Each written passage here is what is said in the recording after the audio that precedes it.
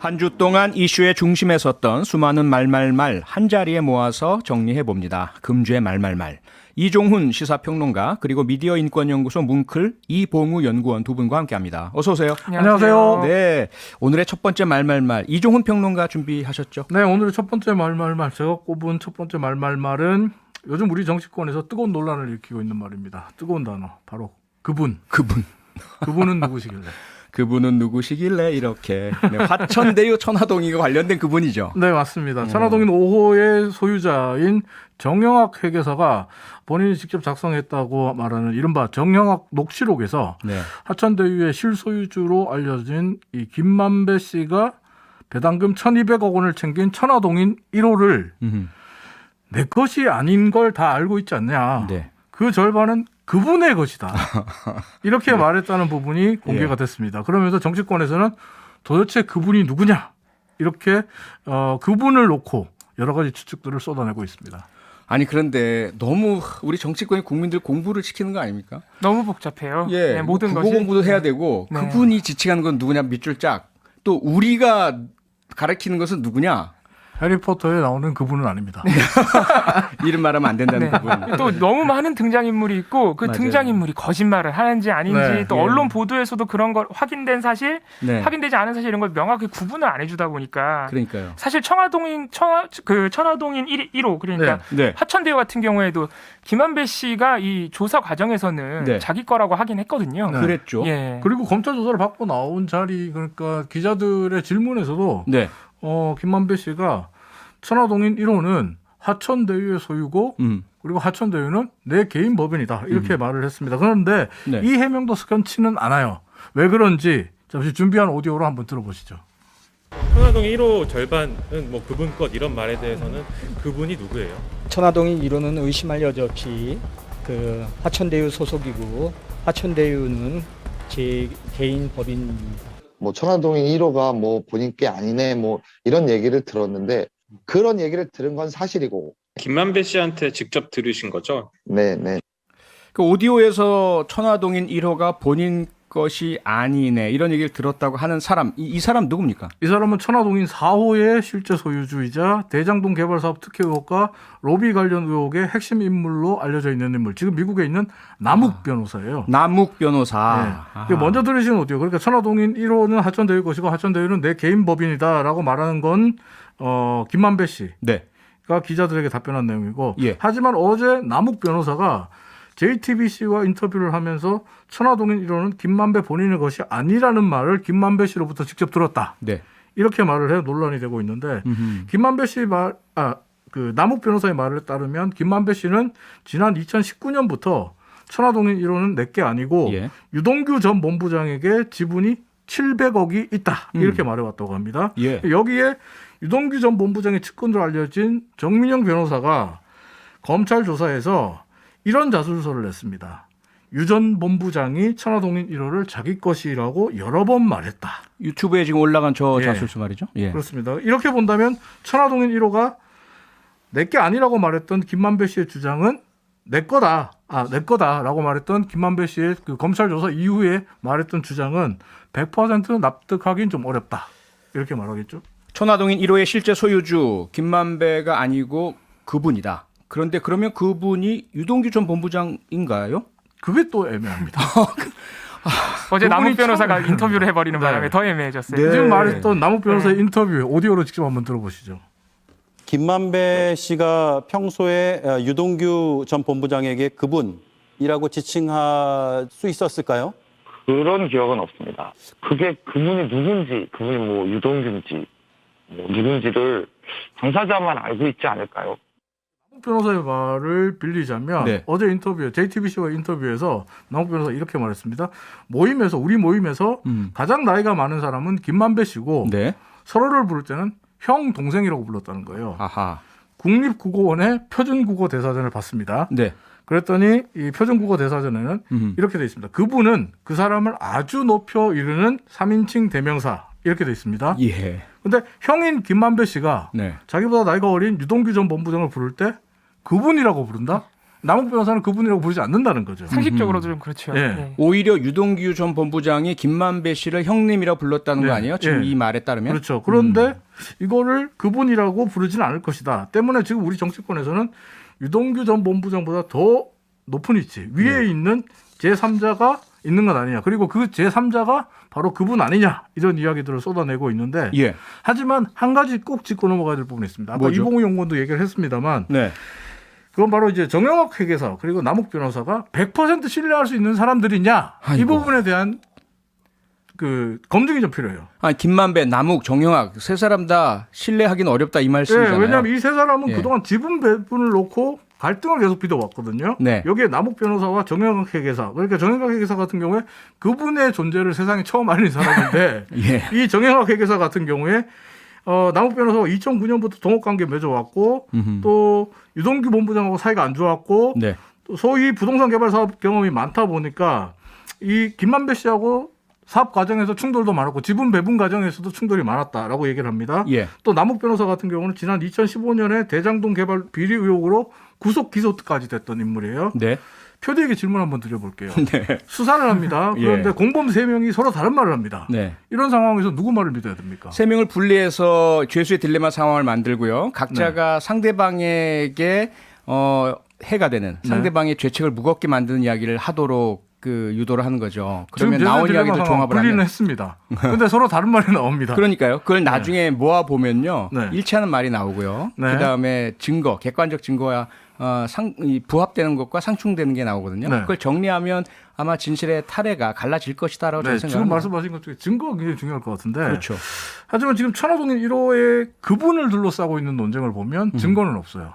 녹취록에 말은 있지만 증거는 없고 오직 공범들의 진술만 있을 뿐인데 또 정영학 회계사와 남욱 변호사가 자신들의 법적인 책임을 면하기 위해서 그 목적으로 의도적으로 그분의 존재를 말하고 있을 가능성도 완전히 없다라고 할 수는 없습니다. 이렇게 된다면 소위 그분이 누구냐, 그분의 존재 여부만 놓고 검찰 수사의 방향을 맞추게 되면 자칫하다간 잘못된 방향으로 시간 낭비만 할 가능성도 있다. 이렇게 우려가 되는 부분이 유령을 있는 쫓다가 만큼, 시간만 낭비한다. 네, 그런 우려가 있는 만큼 지금 네. 우리 정치권에서 그분이 누구냐에 너무 활약을 집중하지 않았으면 하는 마음도 있습니다. 아하. 일단 여기까지 하고 숨 좀 고르고요. 도대체가 너무 많은 말들이 난무하기 때문에 잠시 광고 듣고 돌아오겠습니다.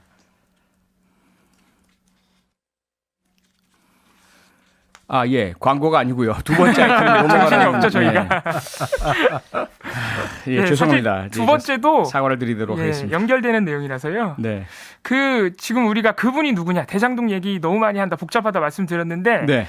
사실 대장동 얘기를 안 할 수가 없는 게 지금 국정감사 중이거든요. 그렇죠. 근데 국정감사에서도 정치권이나 언론에서나 너무 이 대장동 의혹, 특히 이제는 후보가 됐죠. 이재명 네. 후보에 관련된 얘기가 너무 많이 나와요. 네. 그래서 제가 국정감사 얘기를 좀 드려보면 어제 이재명 지사가 경기도지사로서 국정감사에 출석하겠다고 밝히면서 여야가 모두 벼르고 있다는 보도가 또 많이 나왔고요. 실제로 예. 벼르고 있고요. 네. 또 어제 국정감사, 문화체육관광위 국정감사에서는 조금 거리가 멀어 보이는데 문체위는 거기서도 이 이재명 지사가 2015년에 성남시장일 때 네. 성남FC 축구 구단을 통해서 관내 대기업들로부터 거액의 후원금을 내라고 한 다음에 특혜를 줬다.